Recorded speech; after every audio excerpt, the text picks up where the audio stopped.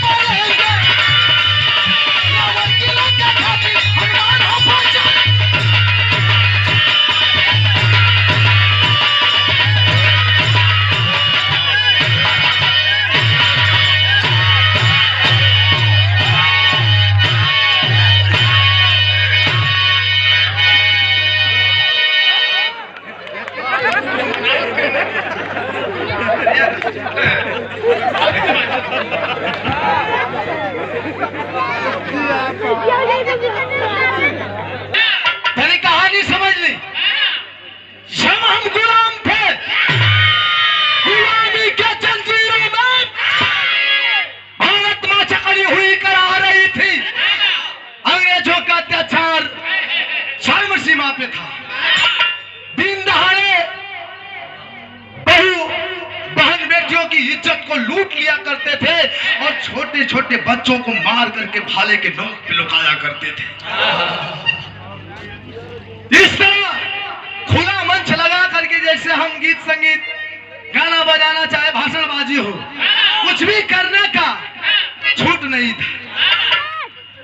उसी गुलामी के आलम में पावर अंग्रेज जिसने जालियांवाला बाग को इतना भयानक अंजाम दिया कि हर हिंदुस्तानियों की रूहें कांप गई। घर से बाहर निकलना मुश्किल हो गया। वो जालियांवाला बाग कांड जौन भई, ओकरा में जे भागल उहो मरल, जे ना भागल उहो मरल। कोई गोली से मर गल, कोई डायर अंग्रेज का गोली का दहशत से नारा कुइया में कूद के जान दे दल। किसी भी तरह नहीं बच पाए। उसी समय चंपारण जिला के रहने वाले दो साथी मेवापाल शिवमंगल यादव पहलवान जी, दोनों बड़े अजीज मित्र थे। उसी समय के रोजी रोटी के लिए, जीविकोपार्जन के लिए अपने पूरे परिवार के साथ पंजाब गए थे कमाने के लिए। जब जालियांवाला बाग कांड वही समय भई रहले भैया, जब चर्चा सुनला जालियांवाला बाग कांड का, वहां का दृश्य देखा बदे पहुंचला हम दोनों दोस्त मेवापाल से मंगल पहलवान। लहू से सनी माटी देख करके रोम रोम धिकार उठा के, अरे यार ऐसी जिंदगी जीने का क्या मतलब है?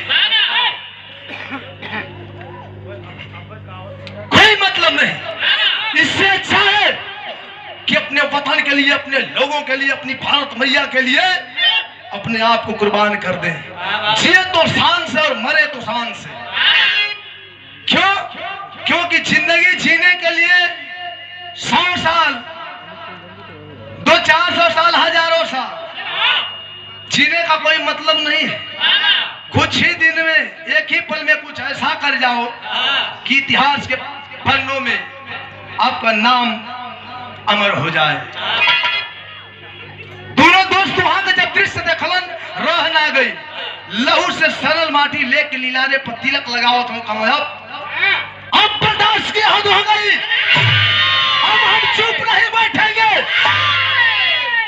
अंग्रेजों द्वारा दी हुई हर चुनौतियां हम आगे बढ़ करके स्वीकार करेंगे। जिएंगे तो शान से, मरेंगे तो शान से। क्या बात है। तिलक उलक लगाए हम कहाँ के बीट का जवाब। दोनों दोस्त तिलक उलक वो लहू से सनल माटी माथे लगा के पहुंचना अपने अपने क्वार्टर पर। 2 दिन बीतले भैया तो वह डायर अंग्रेज, एक पहलवान अंग्रेजी पहलवान जिसका नाम थॉमस बताया गया, लेकर के आया हमारे हिंदुस्तान में और हिंदुस्तानियों के लिए चैलेंज कर दिया। क्या चैलेंज कैले हो? बिरहा में एक लाइन गीत है, कौन भैया?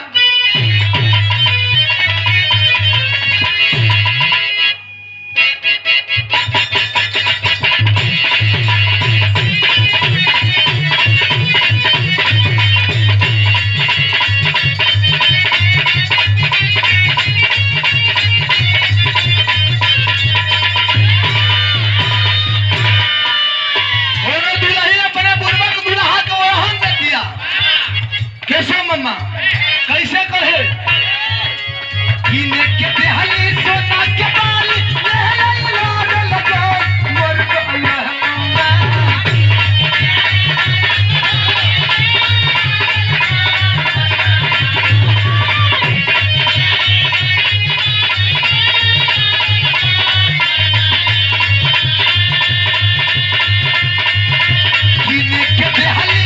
के बाली ले ले लगो मोर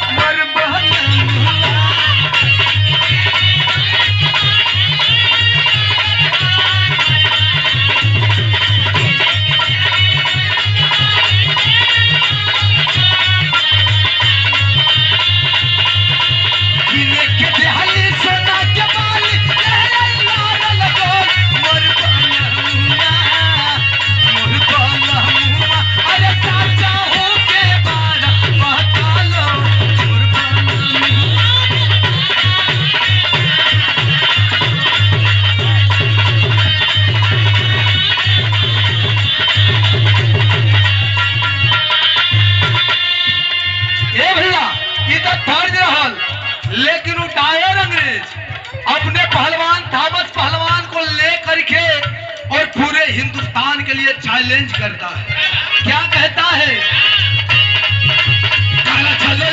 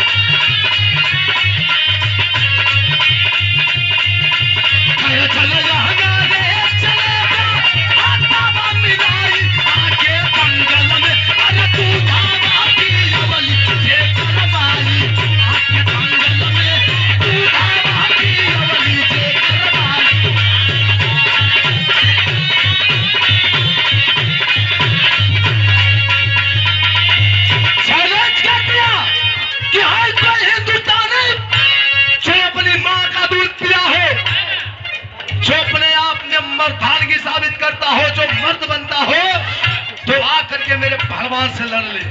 शर्त रहल कि जो पहलवान, जो हिंदुस्तानी पहलवान मेरे पहलवान थॉमस पहलवान को पटक देगा, मेरी ओर से उसे भरपूर आजादी दी जाएगी।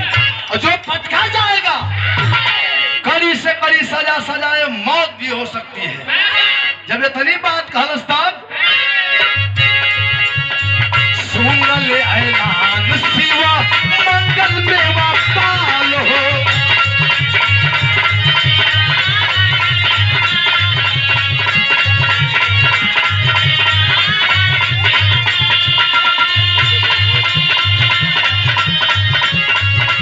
हवा में पीला बन के आंख भली लाल हो।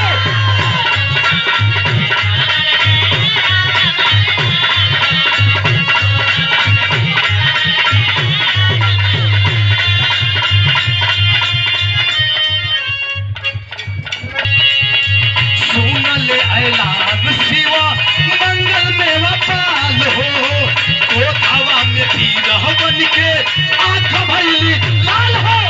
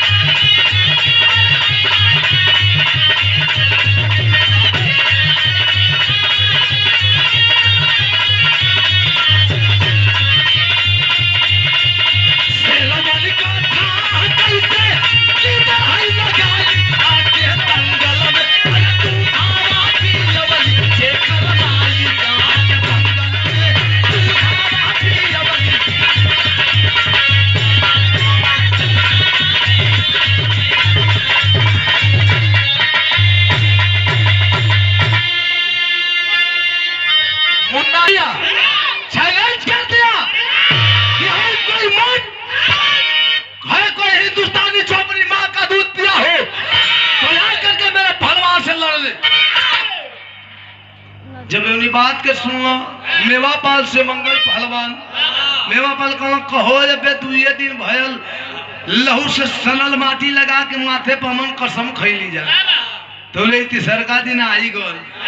अब का होई शिवमंगल पहलवान को होई का लड़ब चला पहुंचला हो अंग्रेज के सामने जाकर कुश्ती लिखा ले। जब कुश्ती लिखा ले थॉमस पहलवान से शिवमंगल पहलवान तो हमारे देश का लोग करेजा पहाड़ों किया हिदायत। अंग्रेजी पहलवान उतना भारी भरकम पहलवान और हमनी का देश का शिवमंगल पहलवान ने कह पलाई को हे प्रभु देखा इज्जत रहेला कि देश का पानी बिगड़ जाला। देखो अब का होला शिवमंगल पहलवान कहला कि वो ना बताई हाँ ही बताई हाँ बतावत हो टेरी का भाव कैसे।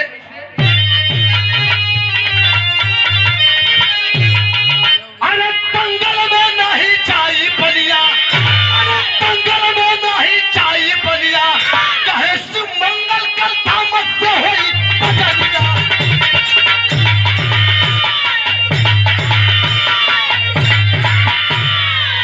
दंगल में नहीं चाहिए बलिया कहे शिवमंगल कल थामस से होई बजनिया।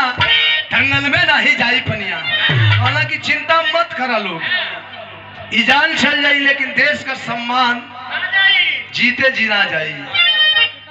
कुश्ती लिखा उखा के बिहाने सवेरे ही कुश्ती हो पूजा पाठ क के बजरंग बली के अगरबत्ती धूप दसांग दिखाई के लौटा चढ़ाई के पहिर के तैयारी क के निकलना हो तो लगना में खड़ा भी उनकर बहिन निर्मला आरती का थाल सजा के आरती उतारो तिया कलश की बा भैया बा। आज बड़ी गर्व है बड़ी फक्र बा हमके अपने शिवमंगल भैया पर क्या देश खाती तो हर जिंदगी कुछ काम में आ जाए तो हर जीवन धन्य हो जाए जीवन को कुछ मोल निकल जाए।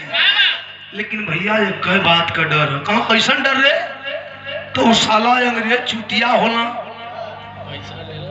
की प्रणाम बा आशीर्वाद देव सभी ए भैया बहनिया कलश की भैया अंग्रेजवा कुल दोगला होला हमनी के बड़ा गिरल निगाह से देखला रुपया पैसा का लालच दे के ईमान खरीदल चाहिए। लेकिन देखिए भैया देश का पानी न बिगड़े मर जइहा मिट जइहा लेकिन पीठ मत दिखैया मतलब पागल है तो क्या हमारे ऊपर विश्वास ना हो कि भैया विश्वास हो कहना बाकी हमनी का आदत से डर कहां चुका ऐसा कुछ ना हो चल टीका लगा विदाई कर बहनिया विदाई को दल सारथी उतार के टीका लगा के, लेकिन जब चलल हम कुछ दिन लड़े बदे आगे आगे सुमंगल भलवान, उनके पीछे उनका दोस्त मेवापाल और उनके पीछे अपने देश के कुछ लोग हैं। तो दृश्य कैसन हो, बिरहा में तर्ज बदल गई।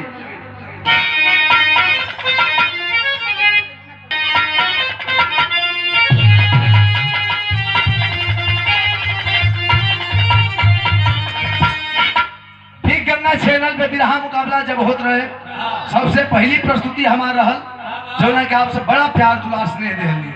कौनो भौजाई अपने ननद से अपने दिल को दर्द कह दिया, का कहे कि साथ नदिया पारवा से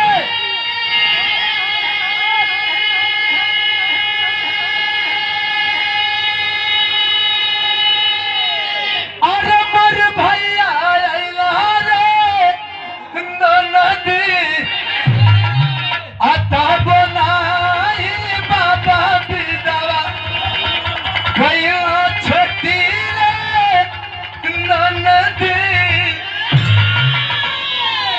तर्ज रहल। लेकिन गौर करम सबे आगे आगे सुमंगल भलवान, उनके पीछे मेवापाल, उनके पीछे अपने देश का लोग। तो दृश्य कैसन है, आप लोग आंख बंद करके सोचो, हम गाई कोशिश रही कि आप लोग के सामने वो दृश्य लोगी का दृश्य रहल है, की कल्पना करम सबे कैसे। अरे धरती के धूरी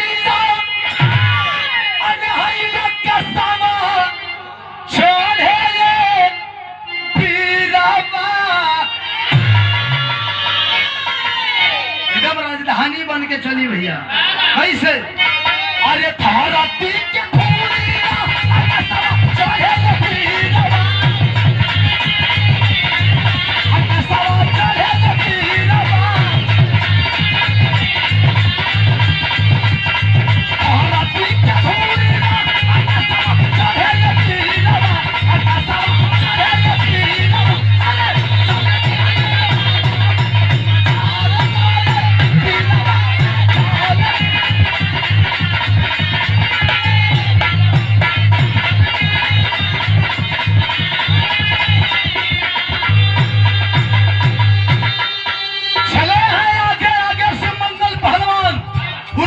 उनके दोस्त मेवापाल और देश के तमाम लोग। दृश्य कैसन है, धरती का धूल आसमान छिपले कुछ दिखाई नहीं दे। हमारे देश का लोग अनुमान लगा था कि पार सुमंगल भलवान, अगर यही जोश और हौसला, यही जुनून अगर देश के तमाम नौजवानों के दिल में हो जाए, सीने में यही तूफान उबल जाए, तो आजादी बहुत दूर नहीं है। लेकिन इनकर का अंदर का चलत है, आगे जाएंगे भारत के दहिया चलेगा आई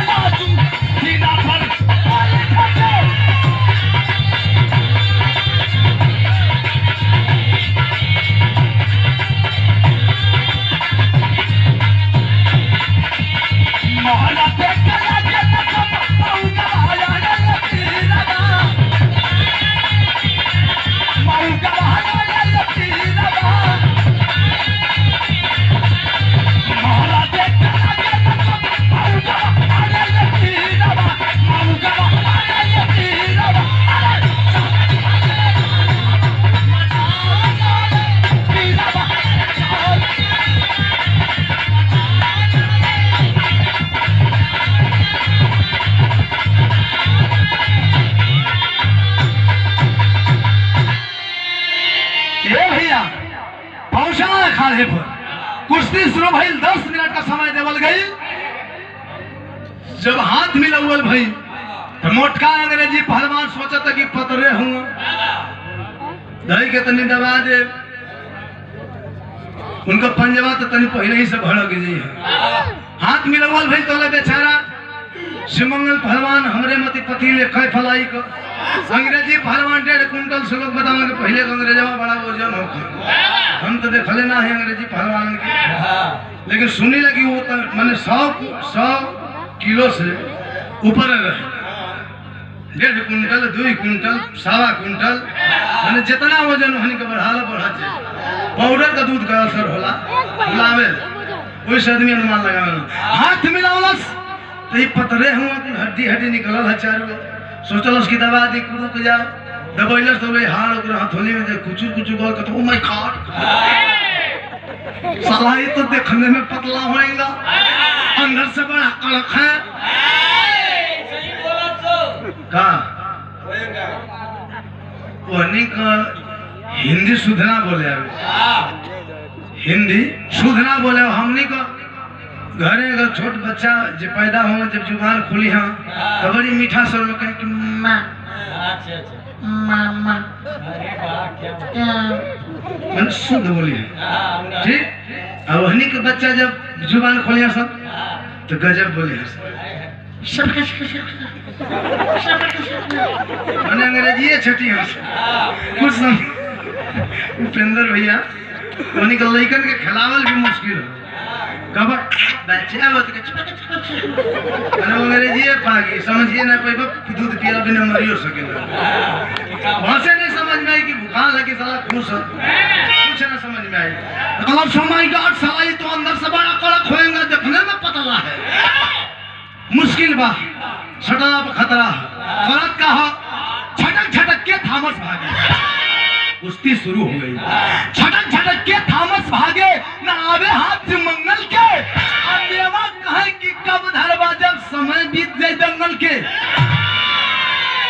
रास्ता में मार सीना या बाह फुलावत चलत रहो कि हाय कदे भाव कदे रेल दे झेल दे थोड़ी देव की तो हम 10 मिनट का समय देहल गई, जौना में 8 मिनट निकल गल 2 मिनट आपका मुँह करी पतब बाप रे बाप, जब अपने दोस्त का बातें का झटका उनका लगल खा लगल पकड़ लंगोटा खींच बीच में के मेहियाओं से काम ना चली, पकड़ लंगोटा खींच बीच में खबिया पाठ लगौना तब चित अखाड़े थामस सीना पर पांव जमावना तब काली धोबिया पाठ पर लगाता है दे तेरे चित कलश में गोड फाटी डिशे का हो गया लाल अंग्रेजी बोलो या खाने में, अरे फरी अंग्रेज हो विसिल कब ऊपर कब नीचे कब ऊपर नीचे, बजाएं कि ना बजाएं, अगर बजावत है तो टायर ठोक दे, ना बजाए तो हर खतरा है। बेचारों में सोचा था तो शिव मंगल पहलवान अंग्रेजी पहलवान के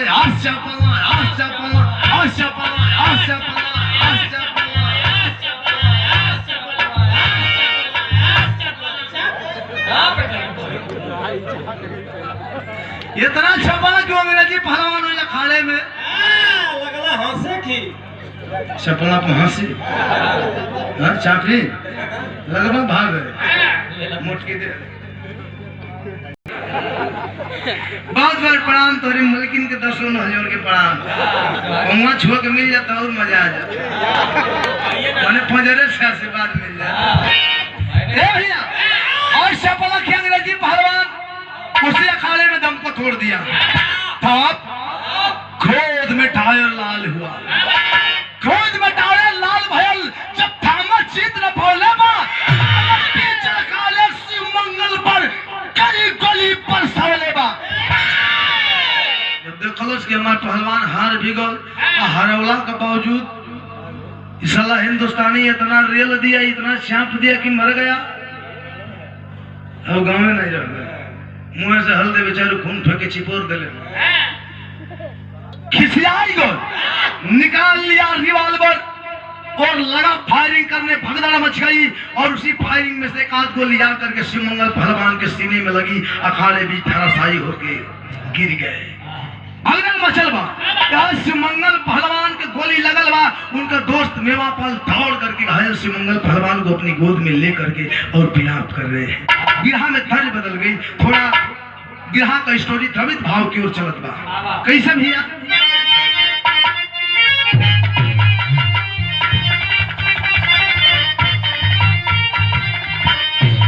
एक बेटी बतावे लेकिन माई या बाबू को ममता में कितना अंतर होगा। कैसे? अरे माई कहेली बेटी नियरे बियाह बई हो, अब बाबूजी कहेलन बड़ी दूर हो। इतना तर्ज है।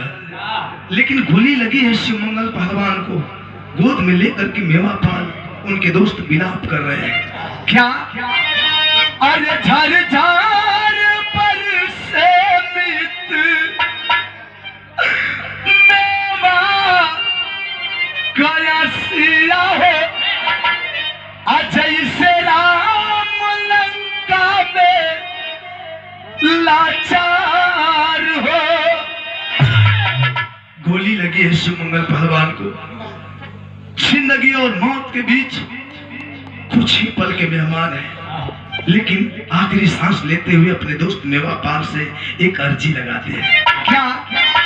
अरे मरती सामैया शिवा मंगल चेता वाले हो, मरती सामैया शिवा मंगल चेता वाले हो, तुम्हारे सहारे परिवार हो।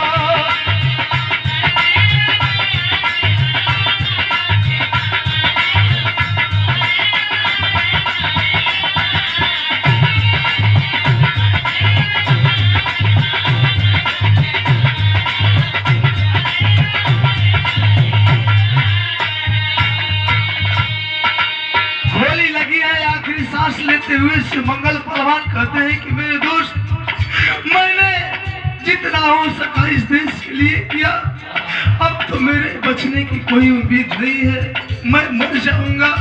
लेकिन मेरे मरने के बाद मेरे परिवार के आगे पीछे तेरे अलावा और कोई सहारा नहीं है। मेरे पूरे परिवार का ध्यान रखना मेरे दोस्त। तेरे सहारे पूरे परिवार को छोड़ करके इस दुनिया से अलविदा हो रहा हूं। एक बात और कहते हैं। क्या? निर्मला बहिनिया क्या धीरज धराई, अरे काटी विदाई भैया डलिया चढ़ाई, तुम्हारी भाभी आशा के जियले खाया साज बही, तुम्हारी भाभी आशा के जियले खाया साज बही, तब मेरी साही कहा मार हो।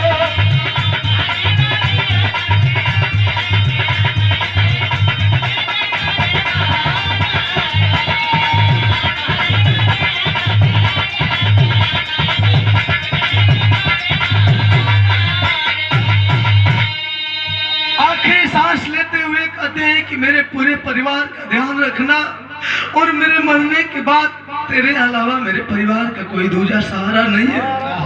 और जो मेरी बहना है निर्मला, तेरी धर्म की बहना, उसे भी एक भाई का एक बाप का फर्ज निभाते हुए समय अनुसार डोली में बिठा करके उसे उसके ससुराल विदा कर देना। और जो मेरी पत्नी है आशा, तेरी भाभी, उसके पेट में मेरी निशानी पल रही है, वो माँ बनने वाली है, उसे भी समझा बुझा करके उसे जिंदा रखना। इतना कह करके शिवमंगल पहलवान इस दुनिया को छोड़ करके चल बसे। आंखों में आंसुओं का सैलाब, दिल में दुख का पहाड़ दबोचे हुए मेवा पाल घर की ओर आए। दरवाजे पे गए, जब दुआरे पर बहनिया निर्मला खड़ा दिया, दधा के जाए कि गोड़ छोड़ दिया। कलश भैया, शिवमंगल भैया कुश्ती जीत गई ना, हमें पता है कुश्ती जीत गई, और हमारे देश का लोग उनका भव्य स्वागत के साथ यहाँ आगमन करे।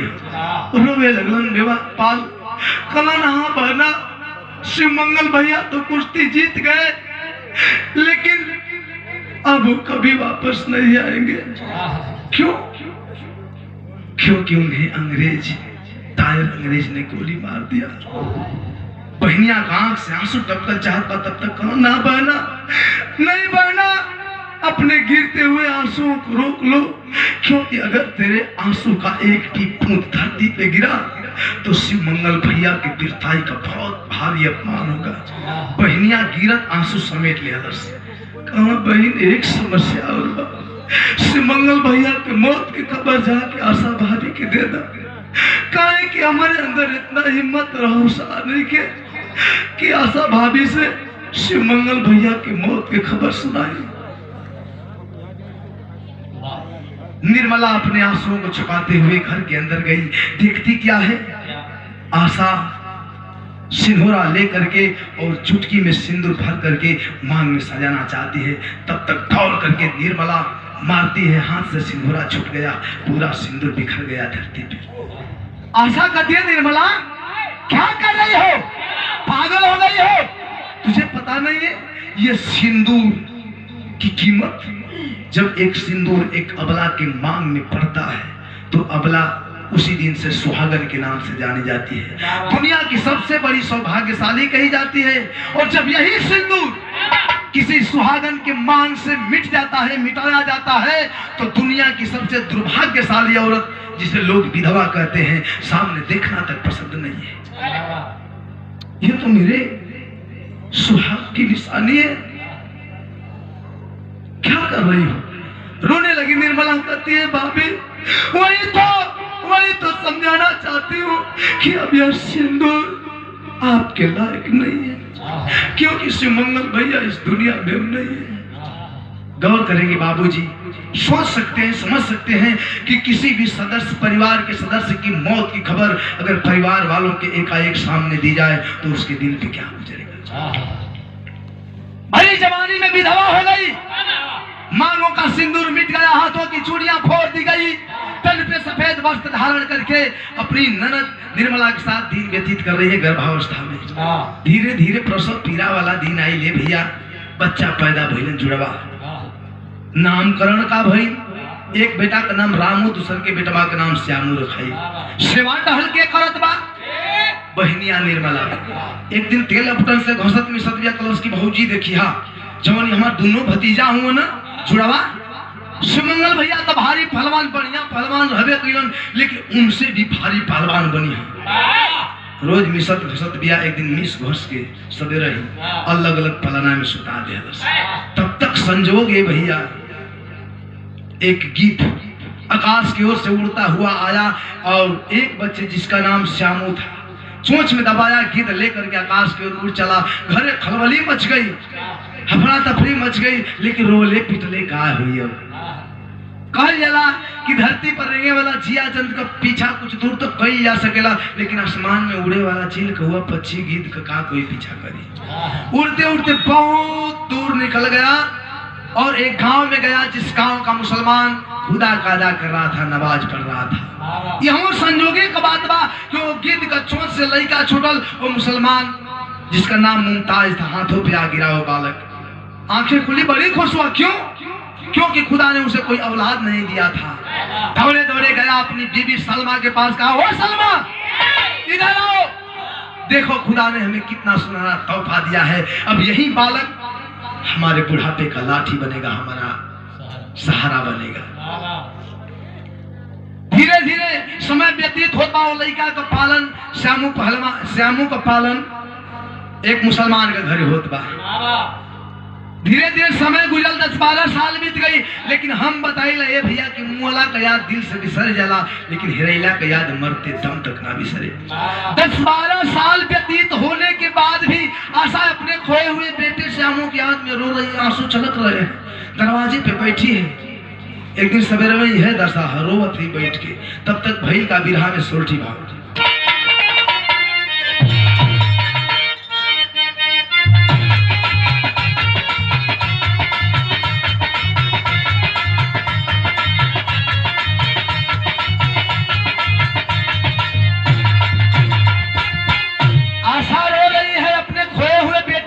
तब तक हुआ क्या, एक छोटी-सी बाबा आशा के भवानवा, अरे आशा के भवानवा,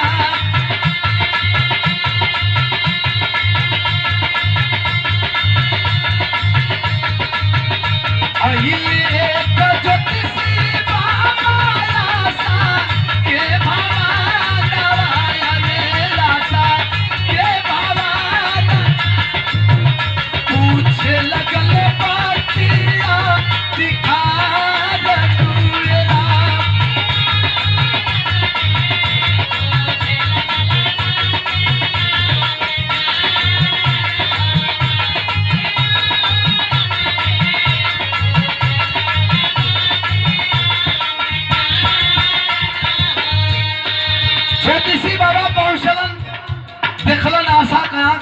जा करके पूछे लगलन कि बेटी क्या बात है, क्या दुख है, क्यों रो रही हो?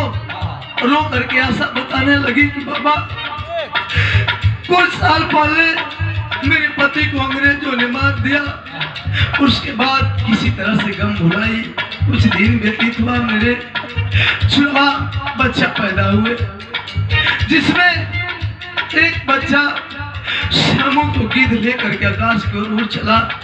बाबा मैं समझ नहीं पा रही हूँ, मैं समझ नहीं पा रही हूँ बाबा कि जब एक जिंदगी इस धरती पे आती है तो उसकी रस्में कुछ और होती है, जब वही जिंदगी इस धरती से अलविदा होती है तो उसकी रस्में कुछ और तरीके से निभाई जाती है। बाबा मैं समझ नहीं पा रही हूँ कि किस रस्म का पालन करूँ बाबा। बाबा एक 1.5 मिनट ध्यान लगोगा, एक डेढ़ मिनट ध्यान लगौले के बाद जब बाबा का आँख खुलल तो बोल पड़ल, कहलन का मुँह वल्ला हिस्सा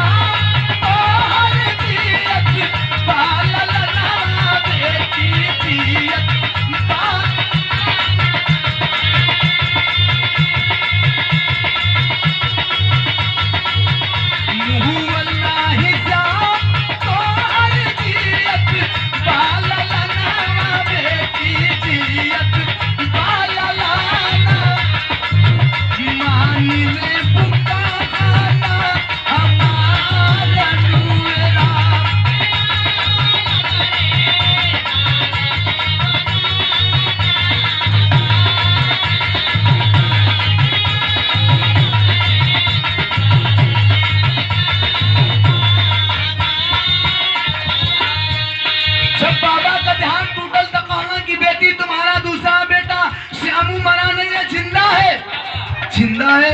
कैसे बाबा, कोई प्रूफ है आपके पास? बाबा कहे हाँ प्रूफ तेरे पास मौजूद है।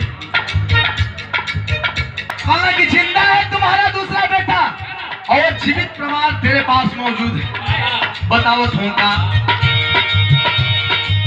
राम तोहार होई है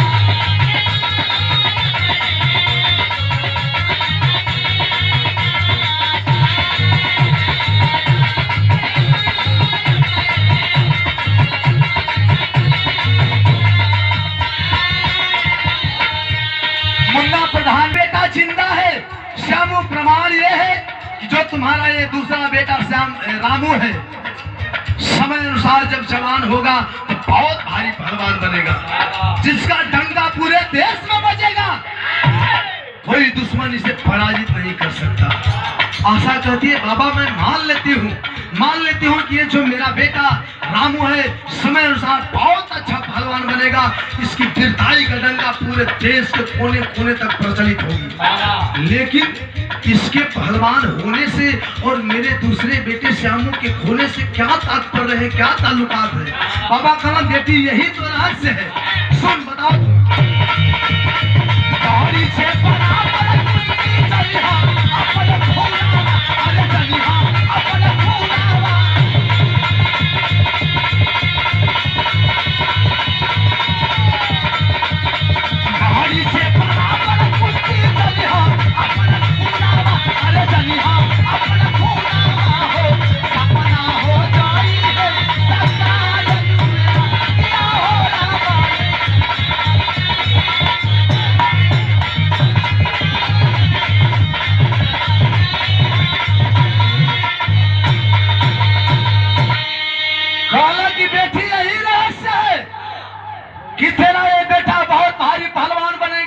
जिसको कोई दुश्मन पराजित नहीं कर सकता।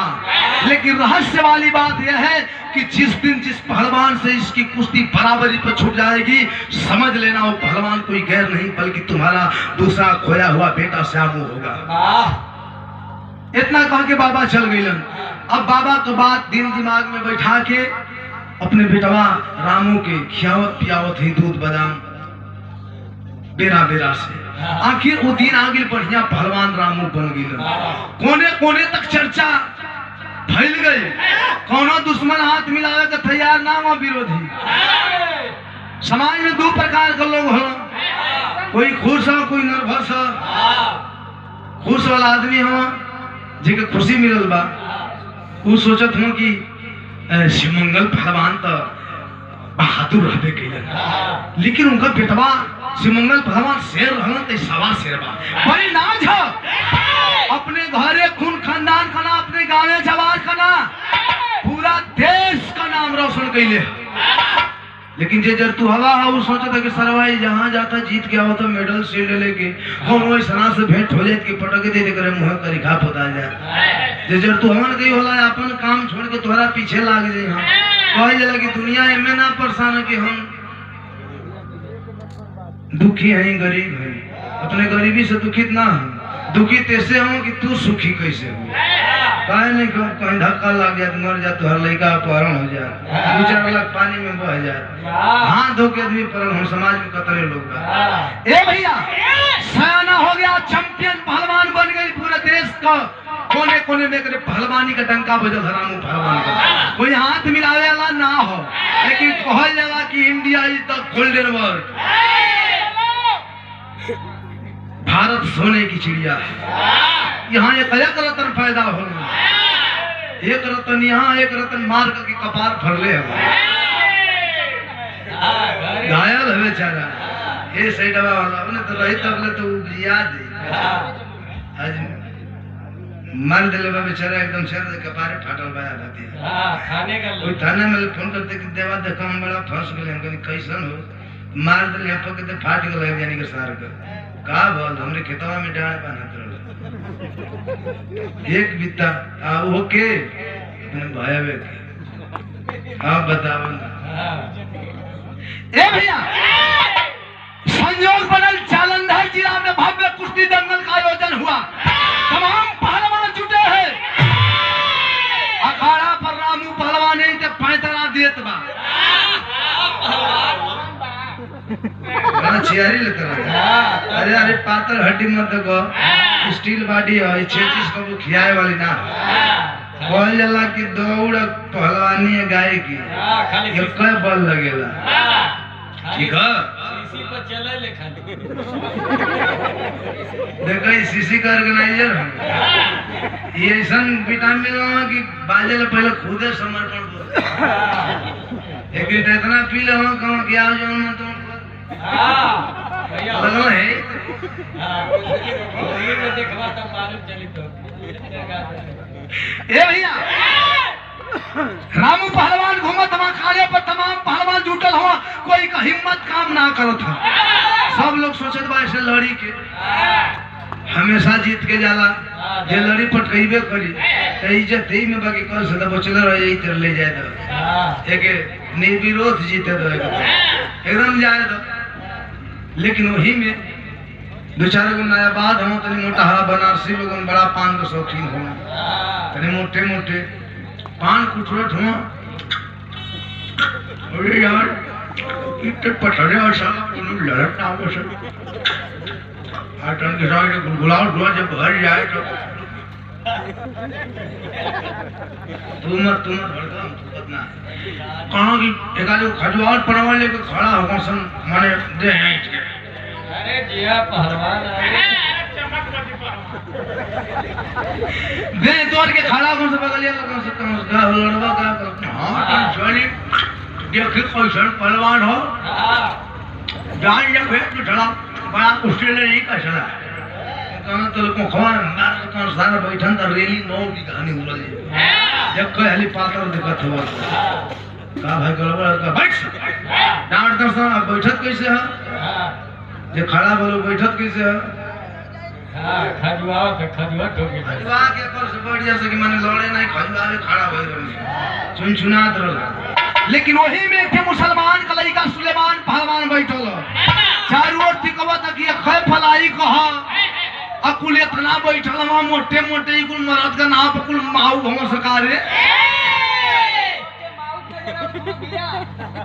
अरे यार हम यहाँ पर थे सुलेमान पहलवान कहता जालंधर जिला में जुटल पहलवानों के हाँ कहा छोड़ा जाए ना कोई लड़ी चाहे ना लड़ी हमारी हमें से शुरुआत नहीं तो कि तो जय की तो कि तैयार या फार ये हमें से शुरुआत में तेजे से कुश्ती जंगिया लंगोटा टांगी दे ए भैया जाके हाथ मिलावस तो नामी पहलवान रामू पहलवान हुआ जब हाथ बढ़ाओ तो तन की हिचको लेकिन जइबा कहाँ कुश्ती तो लड़ही के परी इतना नाम होता हाथ मिलावल भइल आदमी लगला कहे अरे दगला दांते अंगुली चबाए रखना तो काट लिया हम सुन चबाए में अरे यार ये कहाँ छुपल हो लेकिन छोड़ी बड़ा चौचक है कह पलाई का दुन्नू हूँ आज कुश्ती में मजा आई अरे फरी कहना कि समय कौन से यार पार जबले पैया ना हो जाए दोनों गर्मी जबले फैसला ना हो जाए हमरे बिरहा का आखिरी गीत है कुश्ती शुरू हो गई अपन अपन पैतरा लेके चलल हो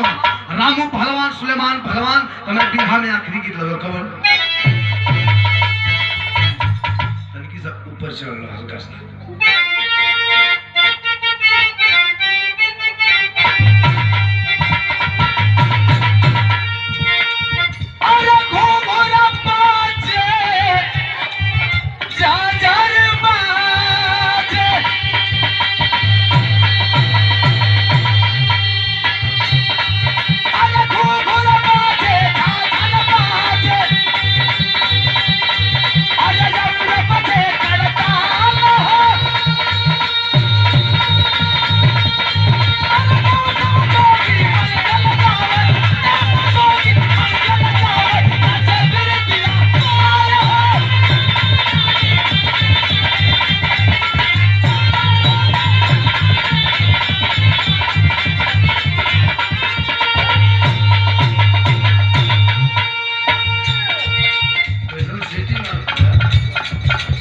लेकिन चला है एक तरफ से रामू पहलवान दूसरे तरफ से सुलेमान पहलवान अपन अपन फैसला लेके कैसे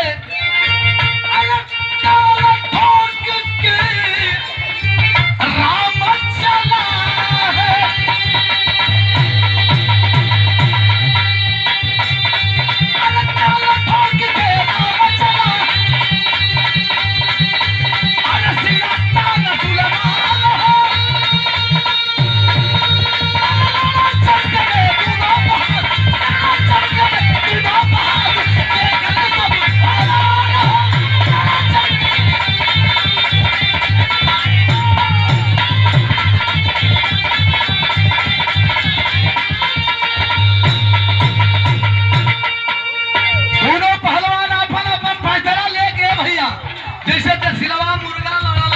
वही तरह लड़त हमसे आदमी दांते अंगुली बाह यही जोड़ी का तो इंतजार रहल और ये चौचक में कुश्ती बा फैसला चाहे जो कुछ हो लेकिन कुश्ती में मजा आवत बा ताली का गड़गड़ाहट वैसे ही हो अपन अपन फैसला पहुंच वाले वही में सुलेमान पहलवान के एक चांस मिल गई थोड़ा दाव पेच फैसला खेला है या जो लड़ल हो जानत हुई जे ना